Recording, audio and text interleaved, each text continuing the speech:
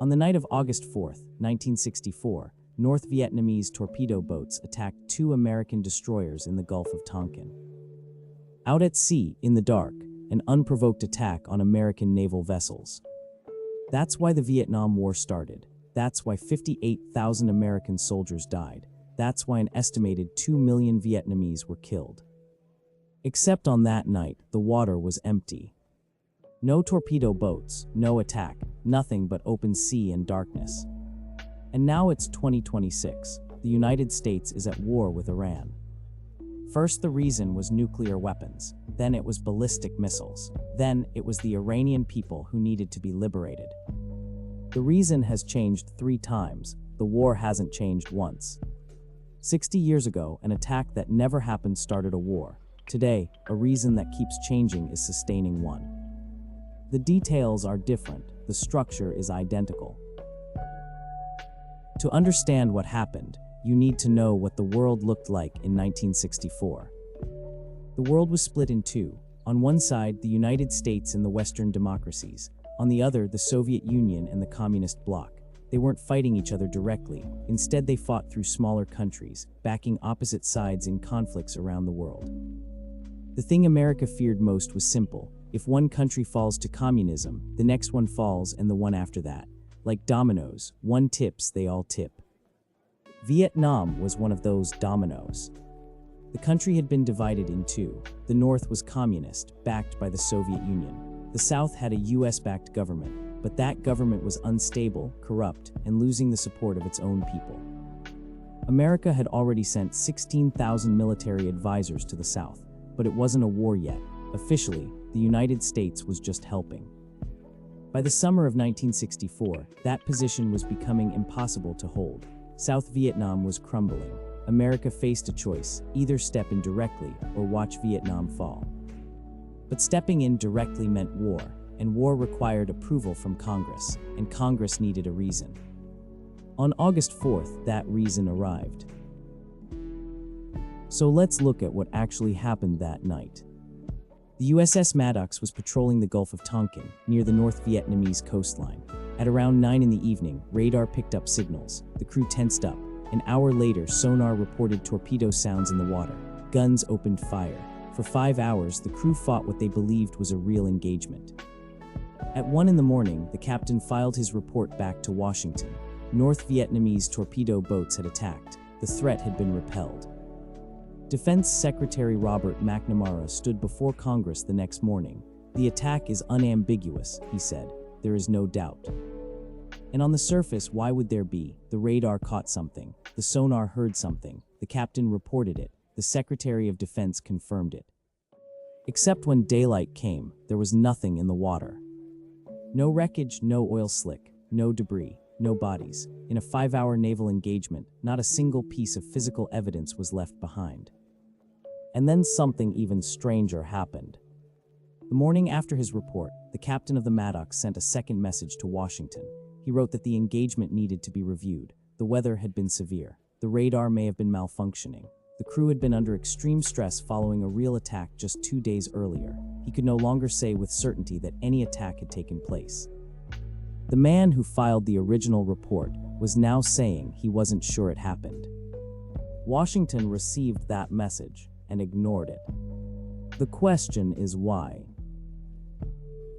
So Washington ignored the captain's doubt. The bombing order came within 24 hours. The congressional resolution passed within 48. The Vietnam War was officially underway. The official story was clean. America was attacked. America responded. Congress authorized. The system worked exactly as it was supposed to. Except the timeline doesn't hold together. A congressional resolution authorizing full military force in Vietnam was submitted to Congress just hours after the attack report came in. Writing a resolution that detailed, that legally precise, in under 10 hours in the middle of the night should have been impossible. It wasn't impossible because it was already written. In 1971, a classified Pentagon document was leaked to the press. It became known as the Pentagon Papers. Inside those documents was a single line that changes everything. The draft resolution for military action in Vietnam had been completed in June 1964. 2 months before the Gulf of Tonkin incident. It was sitting in a drawer, waiting for the right moment. The resolution wasn't written in response to an attack. It was written first. The attack came second. And there's one more piece. The USS Maddox wasn't just patrolling. In the days before the incident, the United States had been supporting South Vietnamese special forces in raids along the North Vietnamese coastline. The Maddox was operating in direct support of those raids inside North Vietnamese territorial waters. A ship that was helping provoke North Vietnam then reported being attacked by North Vietnam. This wasn't a response to a crisis. The crisis was the response to a decision that had already been made. The question now isn't whether the attack was real. We've seen that it probably wasn't. The question is how something like this gets all the way to a congressional vote without anyone stopping it. On August 5th, McNamara testified before Congress. Senators asked to see the evidence. He told them it was classified. They asked to see the captain's report, also classified. They asked for anything they could independently verify. There was nothing they were allowed to see. And yet 504 of them voted yes. One of the 2 senators who voted no was Wayne Morse of Oregon. He stood on the Senate floor and said, "We are being asked to write the president a blank check. We have seen no evidence. We are taking his word alone." The senator sitting next to him responded, "If the president says it happened, that's enough for me." 504 to 2. The press wasn't any different. Reporters asked the Defense Department if they could travel to the Gulf of Tonkin to cover the story. They were told it was impossible for security reasons. They asked to interview the captain of the Maddox, also impossible. So they did what they could. They printed the government's version of events, word for word, on the front page. The New York Times ran the headline, "North Vietnam attacks U.S. destroyers." Walter Cronkite told millions of Americans watching the evening news that the United States had been attacked and the president had responded decisively. Nobody lied, they just didn't check. And the captain's second message, the one where he said he couldn't be certain an attack had taken place, was never passed on to Congress. It was never given to the press. It stayed inside the government and went nowhere. So ask yourself why all 3 institutions moved in the same direction at the same time. The government had already decided it wanted a war. Voting against it meant being called someone who wouldn't defend the country, and it was 3 months before a presidential election. For Congress, yes was the safe vote.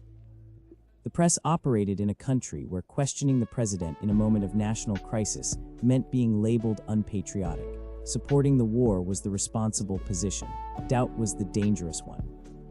And so the system that was supposed to catch exactly this kind of thing, Congress as a check on the executive, the press as a check on both, didn't catch it.